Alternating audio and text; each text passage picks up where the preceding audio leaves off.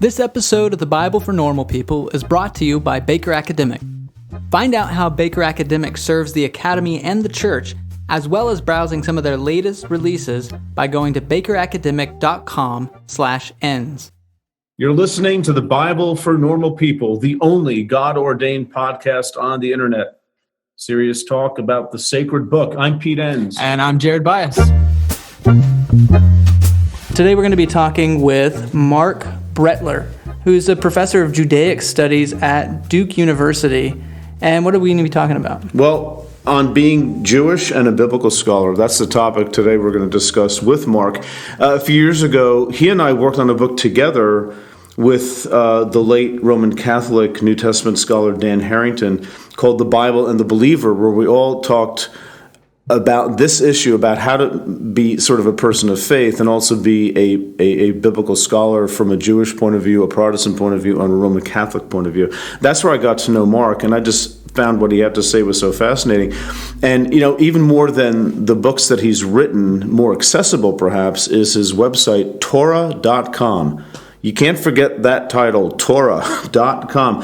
And that is an educational organization that's founded by Marc to advance the understanding of the Torah and to make biblical scholarship accessible to the broader Jewish community. So it's like the Jewish version of this podcast. And they were here first, but that's true. It's the Jewish version of in many ways, the Jews were here first, of trying to have that not trying to, but actually having the conversation between what does it mean to be a part of a religious tradition and also a part of a movement that tends to challenge that tradition. And how do you bring those two things together? And how do you live and sleep at night? And it was great having the conversation with Marc because he is a kindred spirit in that. Really having one foot firmly planted in the academy. Just a great scholar, really doing good work, but also wanting to make the outcome of that accessible to the average Jewish community. Exactly the kind of person we want to talk about on this podcast, the Bible for Normal People. Exactly. Right? Mm-hmm. So let's have that conversation with Marc Brettler. I came to understand Judaism more as a system of doing rather than a system of belief and faith. I believe that Judaism insists on the importance of truth, including the importance of historical truth and the importance of intellectual truth. And a lot of what I've been doing over the last decades has been trying to change Judaism from within. Well, hi, Marc. Thank you for joining us on the Bible for Normal People.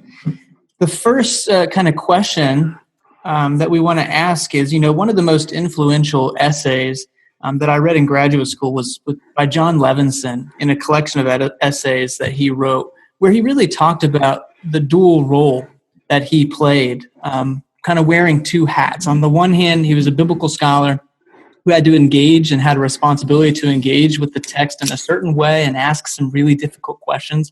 And on the other hand, participate in a religious community in a faithful way. He talked about some of the tensions there, and it sounds like maybe you have some of that in your background too. So can you tell us a little bit about your story and how you came to grapple with those roles? Sure, it'd be my pleasure. And again, I'm really delighted to be your guest. I'm an accidental Bible scholar. I entered undergraduate education expecting to be an economics major. Took a course on the Book of Psalms with the late Professor Nahum Sarna, and really never looked at economics again. I found the Bible to be much more compelling and much more interesting to me, especially at an intellectual level. It is really true that coming from a traditional Jewish home, at first I was very challenged by some of the notions that I heard concerning the scholarly study of the Bible, including some of the notions that I heard in that very class. So, for example, I could not believe that this professor was insisting that David probably wrote none of the Psalms. But I started to understand the scholarly perspective, and I remained a committed Jew throughout, involved in the Jewish community as I continued in my study of biblical texts. But nevertheless, certain attitudes toward my Jewish belief changed. I came to understand Judaism more as a system of doing rather than a system of belief and faith. And I believe that Judaism insists on the importance of truth, including the importance of historical truth and the importance of intellectual truth.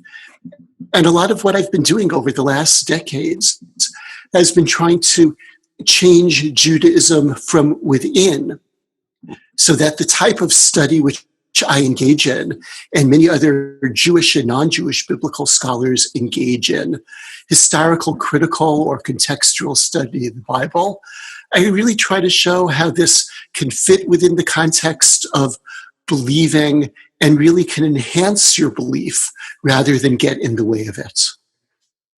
That's a tall order, isn't it? It's a tall order. I think a lot of people come with very, very strong preconceptions. But if you walk with people gently and you lead them gently, and you really, at least in my case, show them two things. Number one, why many of the arguments of critical biblical scholarship are so very compelling at the intellectual level. And number two, how Judaism really is able to accommodate these beliefs. I think that it is possible to gain many followers. Can you give an example, Mark, of a compelling historical critical insight that maybe appears challenging, but yet can be incorporated into a Jewish way of thinking? And I'm thinking from a Christian point of view, that's sometimes very difficult to do. But maybe you can give an example that would help. Sure. I would actually start at the very beginning of the Bible, where I think one of the insights which has stood the test of time of historical critical scholarship is that there is not a single story about the creation of people, but that there are two stories. The first one from Genesis chapter 1, verse 1, ending in the middle of verse 4 of chapter 2. And the second one starting in the second part of chapter 2, verse 4, through the end of chapter 3. And I usually show this to people by asking them a very simple question. It's the sort of question that you have at the beginning, if I recall correctly, of Who Wants to Be a Millionaire, where you have to put certain things in one order of one type or another. And I ask people, please put the following three elements in order according to the beginning of the book of Genesis: the creation of man, the creation of woman, and the creation of land animals. And I tell people to open their Bibles, and I give them a couple of minutes. After all, this isn't a quiz show. They can use the text. They can use the text in front of them. And they realize quite quickly that there are two different answers to that question. That in Genesis chapter 1, first, land animals are created at the beginning of day 6, and then man and women are created later at the end of day 6, quite possibly created simultaneously. It depends on exactly how you read the Hebrew. So if you want to order according to Genesis chapter 1, it is land animals, man, and woman. Then when you read Genesis chapters 2 and 3, you see that man is created first. God realizes that man is lonely, and God creates various animals as possible companions for man. That is not a terribly successful experiment. And after that fails, and that also is important to realize, God fails in an experiment, very, very different than the tone and style of chapter 1. After that failure, woman is created as a partner for the man. So thus, in Genesis chapter 2, the order is man, land animals, woman. Mm-hmm. Now, most Bible readers, even people who know the Bible really, really well, until you ask the question in that way, they do not see that blatant contradiction between chapter 1 and most of chapters 2 and 3. So a first step is really just encouraging them to read the text carefully and to see the contradiction. Then what emerges from that is that this is one of many examples where it is really impossible, as far as I am concerned, to speak of the Torah in a single voice. And I try to make my students aware of the fact that there are multiple voices which are embedded in the Torah text. This is simply one example. When I'm teaching, I give many more examples. So really the first step is just to establish the scholarly facts on the ground. People are often astounded by this, and many people think that is absolute dogma to believe that the Torah, the Pentateuch, the 5 books of Moses, is speaking in a unitary voice. And then I just start to probe with people. Why is it so important for you to believe this? Might it not be actually more constructive in terms of understanding the world to have a central religious document which expresses multiple perspectives rather than a single perspective? Many people do not think of that. Many people think that religious texts need to have only a single perspective. And I might actually say that in some ways, when I work with Christian groups, it's easier to explain this because after all, you do have the 4 Gospels, which do offer different perspectives on a set of events.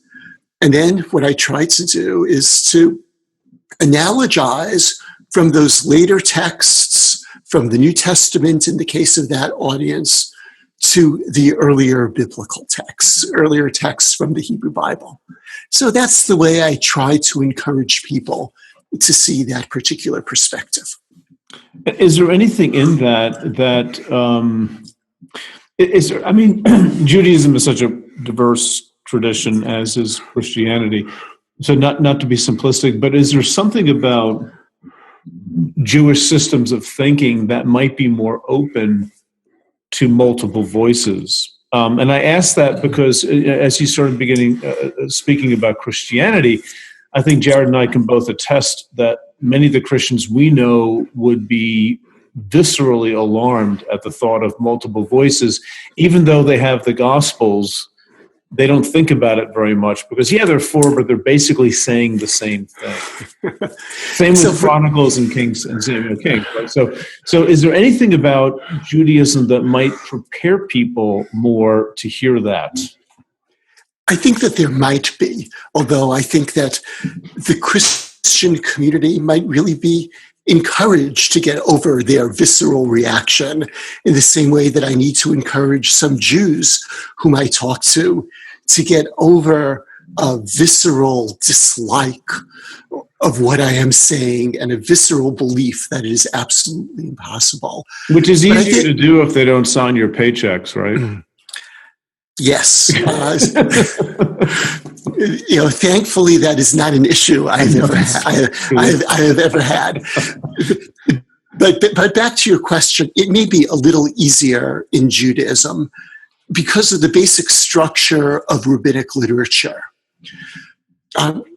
Very often, if you look at a rabbinic text, such as the Talmud, or one of the Midrashic texts, one of the texts interpreting various biblical episodes, it is not the case that a single interpretation is given, but dispute is very much embedded within these texts. In some cases, these disputes are resolved, but in many cases, they're not resolved at all. And you'll simply have an interpretation, then you'll have the word davar acher, or the words davar acher, which means another matter or another interpretation, and that will be followed by a different, often contradictory interpretation. And then you'll have that followed by yet another interpretation. interpretation introduced by the words davar acher, another interpretation. So there's something in the structure of rabbinic literature which fundamentally suggests that different, sometimes mutually exclusive interpretations are an okay part of the tradition. So this is also embedded in two other things that I would like to point out. In terms of how the Bible is interpreted, there's a famous rabbinic dictum, Shiv'im Panim LaTorah. Literally, the Torah has 70 faces, but what it really means is there are 70 facets of interpretation to any biblical texts, where, of course, 70 is a rounded typological number. And that doesn't say, as part of the dictum, that interpretation number 63 is always the right one. And one last example of what I think might make this easier in terms of Jewish tradition is the structure of the Rabbinic Bible, which is the way in which the Bible has been read for the last few centuries. It has the biblical text. It may have the Aramaic translation of the biblical text, the Targum, and then it will have a set of biblical commentaries, such as the famous commentary of Rashi or the rationalist commentary of Ibn Ezra. And these guys totally disagree with one another, but they are on the same page, literally, but not figuratively.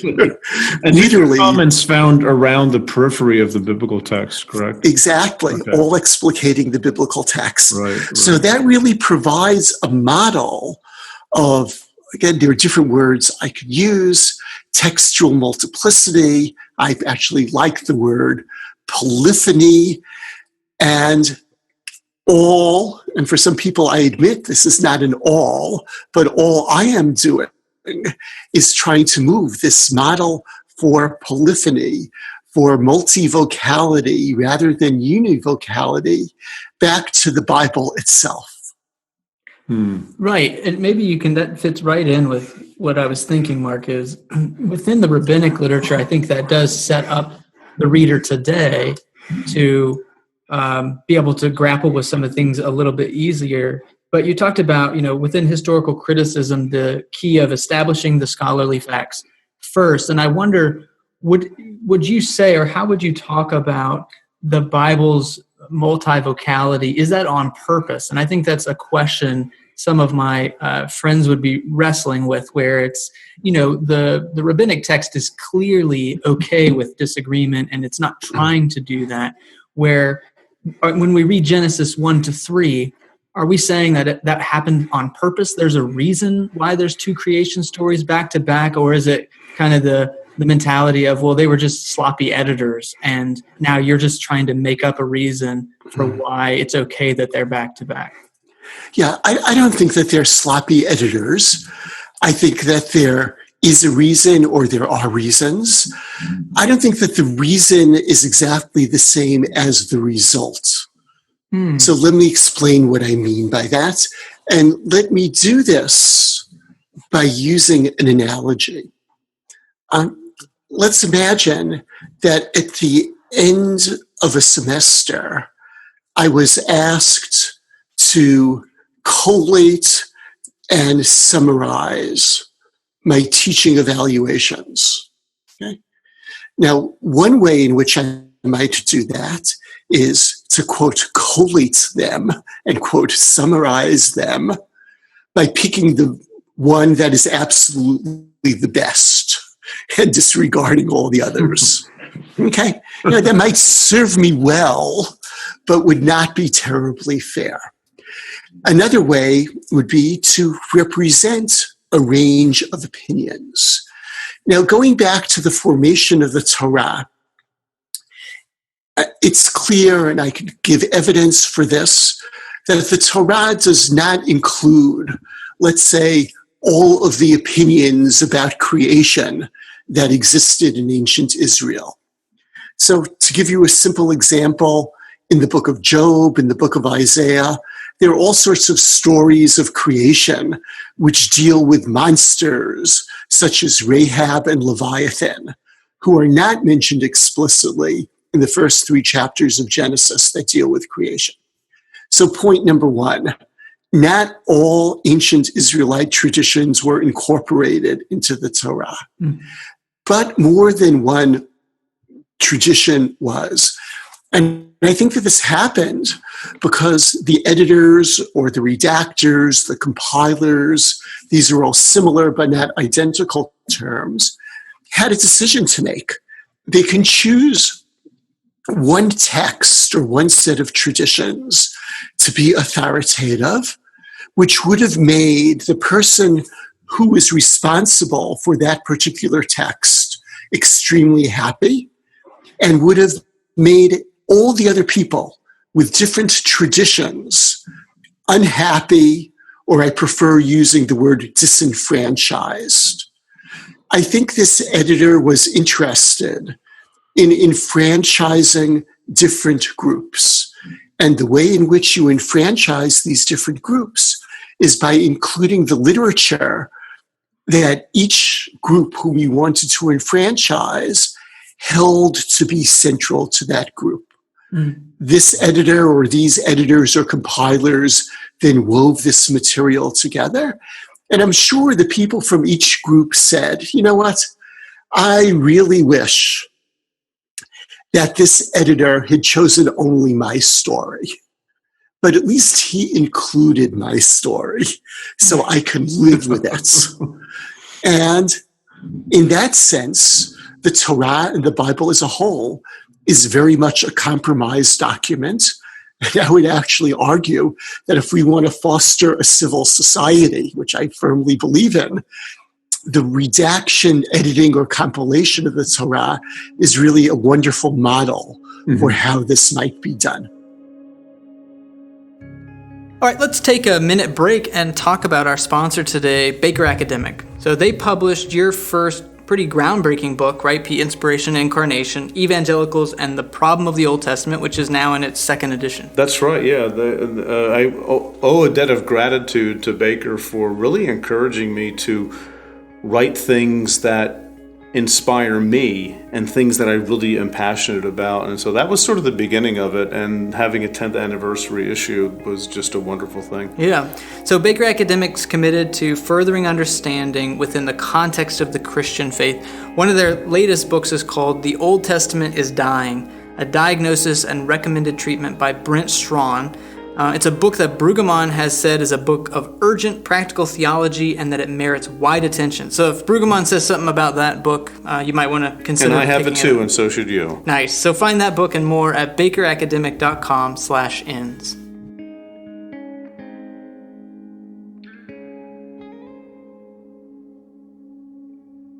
Well, Mark, that leads to a question that, again, I hear a lot, and maybe you can answer from your point of view. How can we think of the Bible then as, let's say, revelatory or inspired? And you can answer that either from a personal point of view or from the point of view of how Judaism has traditionally handled this. But, if the Bible is this compilation, as you just described, which to me is intellectually compelling, I don't know any other way, frankly, of explaining how the Bible came to be than the way you're describing. But then how do you forge that together with that other hat, the religious community hat, where the Bible is revelatory or inspired, it's from God in some sense? Right. Well, I'm part of that religious community, even though I may have beliefs that differ for many people within that religious community. So again, I think a difference, and this, I may be wrong here, and I'd be happy to have some pushback here, is how religious communities are formed. Are they formed predominantly on the basis of belief, or are they formed predominantly on the basis of practice? So I am part of an observant religious community where people have similar practices in terms of observing the Sabbath, in terms of eating kosher food, in terms of certain ethical mandates. And it is those norms, I prefer that word over law, those norms which help form the community. And within that community, different people have very many different sets of belief. So that's how I feel comfortable in that community, and that's how that community feels comfortable with me. In most Jewish communities, including in many observant Jewish communities, there are not theological litmus tests. But now back to two terms that you used, the term inspiration and the term revelation. I think that the term inspiration is used much more within the Protestant community as it is used as opposed to within the Jewish community. And quite honestly, I'm not always so sure exactly what the term inspiration means. Neither in am other I, words, by the way. okay, so frankly, that's why I tend to avoid the term. Is there a difference between Shakespeare as inspired and an author of a section of the Bible as inspired? After all, in English, we use the same word, inspired, for both of them. But again, for me, the key is that it is not as central a term within Judaism, although it certainly does exist. There is a notion of Ruach HaKodesh, the Holy Spirit, which is involved in the composition of biblical books according to many rabbinic sources. Mm-hmm. So I downplay inspiration. Mm-hmm. Now, revelation is a much harder one. And here, Pete, on your website, I saw that you're highlighting Ben Summers' book. Mm-hmm. So Benjamin Summer, as a center of his theology, which takes critical biblical scholarship very, very seriously, and also in a way slightly different from me, sees it as proto-rabbinic. For him, revelation as a historical fact is fundamentally important. And for him, as I understand his book, this is simply an element of faith. In other words, there's nothing about the biblical text that says that this particular event needs to be taken as a historical truth more than, let's say, the existence of Abraham or the Exodus from Egypt. For me, revelation is less important. Mm-hmm. I do not know. I'm frankly agnostic concerning revelation. I do not know if there was a Sinai event.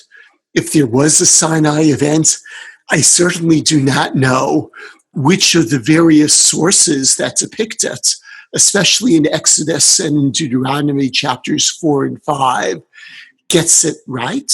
Mm-hmm. What is really important for me, this is a story which my ancestors created and reframed and reframed as an explanation for the origin of the Bible, for the origin of the Torah. The fact that it is not historically true does not bother me at all. For me, and I wrote about this in the volume, The Bible and the Believer, which I co-authored with Pete and with the late Daniel Harrington. Mm-hmm.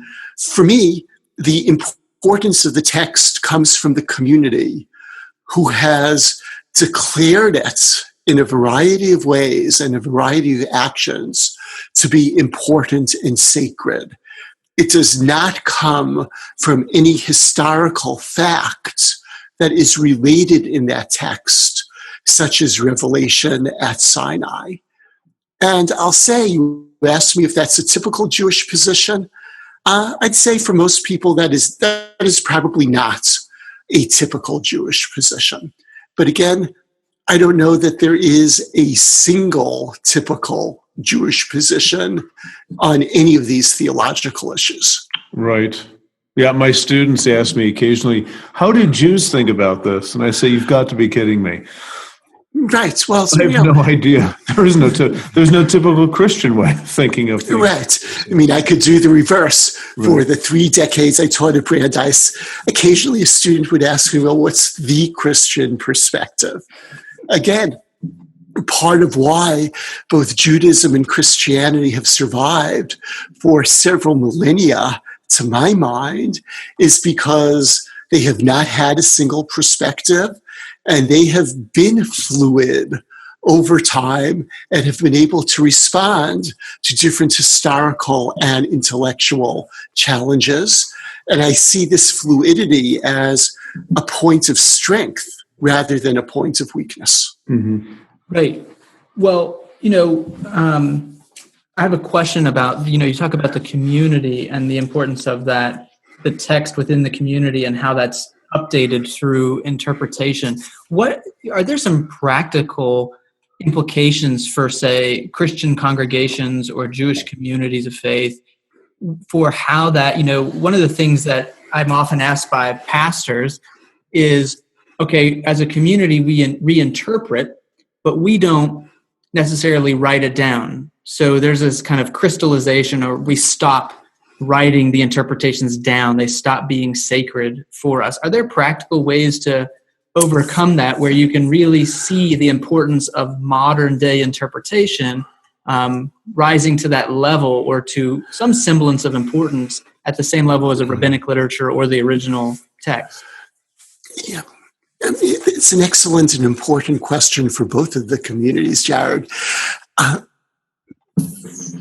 think that there are two opposing views in Judaism concerning this. One standard view is the view of the decline of the generations, and that, of course, anything we say now is inferior to what previous generations have said. Mm-hmm. There also is a second view, and again, this has some resonance within the Protestant community, of continuing revelation. And if there's continuing revelation, that means that what is revealed or inspired, or whatever word you'd like to use, in the year 2017 is just as inspired or revealed as something that might appear in early rabbinic literature. Mm-hmm. The person who is best known for this view is the feminist scholar Tamar Ross, whose book I believe is called Expanding the Palace of Torah. And her notion of this expansion is that it is being expanded through revelation that is happening even today. And you see this notion in some classical rabbinic texts. So one of my favorite texts, which directly addresses your question, which appears, if I remember correctly, in the Talmud of the Lands of Israel, it says that the Bible, the Talmud, the Midrash, all sorts of rabbinic traditions, even something that some students will one day teach, all of these things were already said to Moses on Mount Sinai. Now, that's really an amazing perspective, because it is not limiting revelation to a particular time period, but it is saying that even something totally unforeseen that some scholar may teach or say in the future already has the authority as if it was said to Moses on Sinai. So in that sense, that particular set of Jewish traditions, whether it's reflected in that notion cited in the Talmud of the Lands of Israel, or the notion of continuous revelation, really can suggest that what scholars are saying and suggesting today need not be seen as inferior to earlier canonical texts, such as, in the case of Judaism, the Babylonian Talmud. Thank you. That touched exactly on the question. Boy, there's a lot happening there. Mark, let me ask you another brief question. I hope it's a brief question. But from your point of view, are there elements of historical criticism that are particularly problematic or challenging for some iteration of Judaism? Pick one. More than others. Are there some that sort of like, this is really a problem for most people, as opposed to maybe some other historical critical views? As you well know, Pete, you might ask a brief question, but that doesn't mean that the answer is going to be brief. True. I think the best example of a problem within classical historical criticism is its formulation by the great and brilliant scholar Julius Wellhausen, who in 1878 published a book which in a later iteration was translated into English as Prolegomena to the History of Ancient Israel. In that book, which uses the historical critical method, he develops a thesis, and he's not unique in this, but it is best expressed in him, where it is not merely a notion that you have different competing ancient notions in ancient Israel, but a historical development from a once wonderful Judaism, which was free and hardly had any rituals to it, to a more ritualized Judaism, and eventually to a fossilized Judaism. Now, although he doesn't say this, it is generally agreed that the purpose of this particular synthesis is to say that Judaism started out really well as a good pre-Christianity. Judaism ruined itself by becoming highly legalistic. That's a word that he uses very often, necessitating a second revelation through Christianity to correct the problems of Judaism. Mm-hmm. Now, I will point out that Wellhausen was as anti-Catholic as he was anti-Jewish. He was a firm Protestant in terms of his belief of the place of ritual within religion. In other words, that this is something harmful rather than something beneficial. And that, I think, would be the most prominent example of a particular expression of the historical critical thesis, which would be very detrimental to Judaism. Now, there's also an important history to this. Because Wellhausen was the great synthesizer and his book was widely read, for many years, certainly through much of the 20th century, Judaism was deeply skeptical of the entire historical critical venture because it identified it with Wellhausen and his anti-Jewish notions that stood behind his thesis. Mm-hmm. What I and others are trying to say is, excuse the cliche, don't throw the baby out with the bathwater. Yeah. In other words, the tools that were developed by Wellhausen and others are valuable tools.